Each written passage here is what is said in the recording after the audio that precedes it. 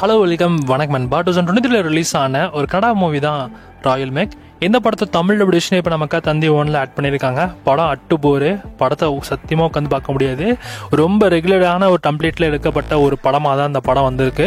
ஆஹா ஓ லெவலுக்கு கூட இந்த படம் இல்லை. இதெல்லாம் உண்மை 2023 தான் இந்த படம் ரிலீஸ் ஆச்சு அப்படின்றது தான் டவுட். படம் பார்க்குறப்ப ரொம்ப பழைய படம், அதுவும் குறிப்பாக லோக்கல் படம் பார்க்குற மாதிரி ஒரு ஃபீல் வருது. ஆனால் இந்த படத்தோட ஸ்டோரின்னு எடுத்துக்கிட்டா நம்ம ஹீரோ ஒரு ஃபுட் டெலிவரி பாயாக இருக்காரு. ஒரு நாள் ஃபுட் டெலிவரி பண்ணுறப்ப லேட் ஆனதுனால அங்கே ஒரு பெரிய பிரச்சனை நடக்குது. அப்போ டேரக்டர் ஹீரோ கிட்ட ஏன் இப்படி பண்ண அப்படின்லாம் கேட்டு ஹீரோட வாழ்க்கை வரலாறு மொத்தமாகவே கேட்டு தெரிஞ்சுக்கிறாரு.